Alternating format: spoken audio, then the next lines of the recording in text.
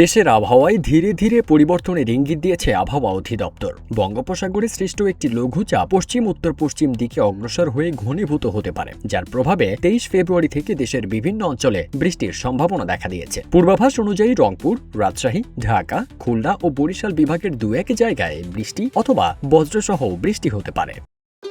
ভবিষ্যৎ হোক নিরাপদ, বিনিয়োগ হোক বিশ্বস্ত, আর আমার পছন্দ সল্ট বে। ওয়েলকাম টু সল্ট বে। এর আগে 21 ও 22 ফেব্রুয়ারি সারা দেশের আবহাওয়া প্রধানত শুষ্ক থাকবে, যদিও আকাশ অস্থায়ীভাবে আংশিক মেঘলা থাকতে পারে। এ সময় তাপমাত্রা সামান্য বাড়তে পারে। 24 ফেব্রুয়ারি থেকে বৃষ্টির পরিধি আরও বাড়তে পারে এবং ময়মনসিংহ ও সিলেট বিভাগও এর আওতায় আসতে পারে। 25 ফেব্রুয়ারি ঢাকা, খুলনা ও বরিশাল বিভাগের কিছু স্থানে দমকা হাওয়া সহ বৃষ্টি বা বজ্রসহ বৃষ্টির সম্ভাবনা রয়েছে। একই সঙ্গে তাপমাত্রা সামান্য কমতে পারে। বর্ধিত পূর্বাভাসে বলা হয়েছে, এই সময়ের শেষ দিকে রাতের তাপমাত্রা আরও কমে গিয়ে হালকা শীতের অনুভূতি বাড়তে পারে।